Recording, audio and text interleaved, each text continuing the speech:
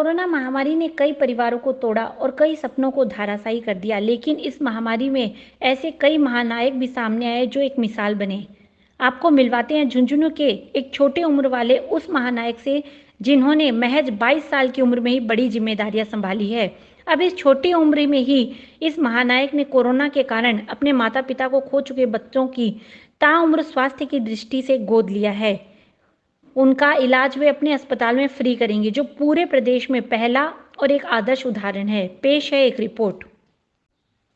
ये है डॉक्टर मधुसूदन मालानी। मुंबई में पैदा हुए, पले बढ़े, लेकिन पिछले करीब 6 माह से ये झुंझुनू में सामाजिक सरोकार निभा रहे हैं। अब डॉक्टर मालानी एक बार फिर सुर्खियों में है। कारण है कि कोरोना काल में उन्होंने डोर टू डोर जाकर जरूरतमंदों की मदद की, फ्रंटलाइन वर्कर्स से मिलकर उनकी सुरक्षा को सुनिश्चित किया, और अब उन्होंने कोरोना के कारण अपने माता पिता को खो चुके बच्चों को संबल दिया है। उन्होंने स्वास्थ्य स्वावलंबी कार्यक्रम शुरू किया है, जिसमें वे कोरोना के कारण अपने माता पिता को खो चुके बच्चों की स्वास्थ्य की जिम्मेदारी उठा रहे हैं। उनके सक्षम होने तक या फिर उनकी ताउम्र की चिकित्सा सुविधा की जिम्मेदारी अब डॉक्टर मालानी की होगी। डॉक्टर मालानी ने बताया कि वे ऐसे सभी बच्चों को स्वास्थ्य की दृष्टि से गोद लेंगे जिनका इलाज उनके बिरला सार्वजनिक अस्पताल में हमेशा के लिए फ्री रहेगा।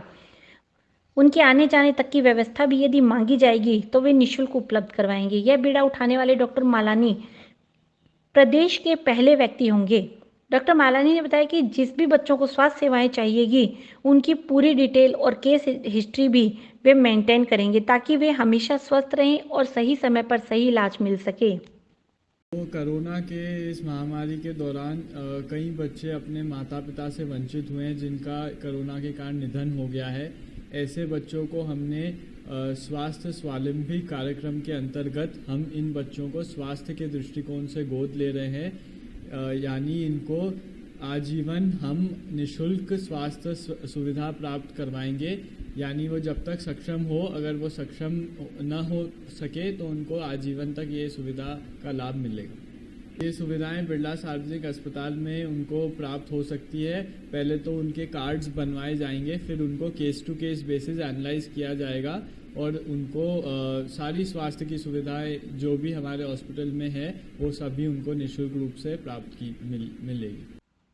इससे पहले भी डॉक्टर मधुसूदन मालानी कोरोना की दूसरी लहर में लोगों की मदद करते नजर आए थे। उन्होंने मुंबई में no human touch sanitiser vehicle भी तैयार करवाया है, जो गांव ढाणियों में फ्री सेवा दे रहा है, जो देश का संभवतः पहला नो ह्यूमन टच व्हीकल है। इसके अलावा उन्होंने कोरोना काल में 400 जरूरतमंद परिवारों से मिलकर उन्हें राशन सामग्री दी। वहीं फ्रंटलाइन वर्कर, सफाई कर्मी, पुलिस कर्मी, पालिका कर्मी, आशा सहयोगिनी, आंगनबाड़ी कार्यकर्ता, दिव्यांग व ग्रामीण आदि को मास्क व सैनिटाइजर बांटे। यही नहीं, कोरोना काल में अस्थि विसर्जन न कर पाने की पीड़ा को भी समझते हुए मुकुंदगढ़ और पिलानी में अस्थि विश्राम गृह स्थापित कर शेखावाटी के तीनों जिलों के ऐसे लोगों को राहत दी जो अपने परिवार को खो चुके थे और लॉकडाउन के चक्कर में अस्थि विसर्जन नहीं कर पा रहे थे।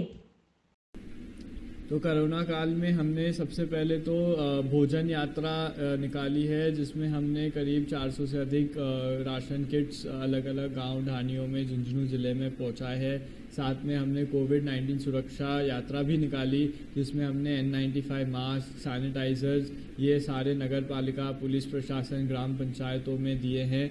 इसके साथ में हमने एक अस्थि विश्राम गृह का निर्माण किया है बिरला सार्वजनिक अस्पताल में और गंगा बख्श कानोड़िया अस्पताल मुकुंदगढ़ में, जिसके कारण झुंझुनू जिला, चूरू जिला और सीकर जिले के सभी लोग अपने जो भी उनके प्रियजन जो इस कोरोना के दौरान जिनके निधन हो गया है, उनकी अस्थियों को इस गृह में विश्राम किया जा सकता है।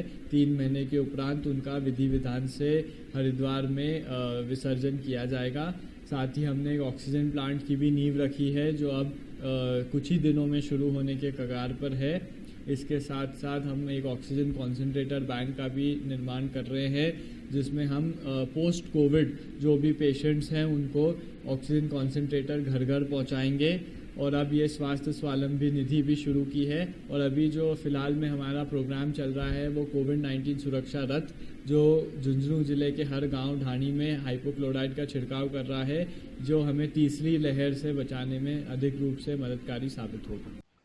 कोरोना की पहली और दूसरी लहर लगभग जा चुकी है, लेकिन इसके बाद भी उनके सेवा कार्य लगातार जारी हैं। डॉक्टर मालानी ने बताया कि सामने आया कि पोस्ट कोविड रोगियों की संख्या सामने आ रही है, जिन्हें ऑक्सीजन आदि की समय समय पर जरूरत पड़ सकती है।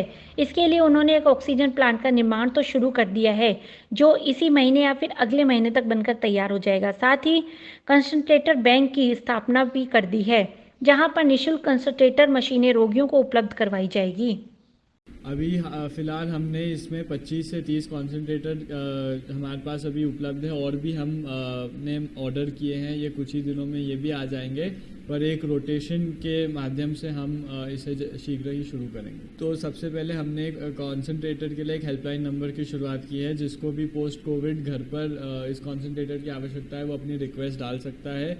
उसके बाद में उनका फॉर्म भरा जाएगा और उनसे ये निवेदन किया जाएगा कि जब आपके इसका यूज़ ख़त्म हो जाए तब वो इसे सुरक्षित वापस अस्पताल को पहुंचा दें।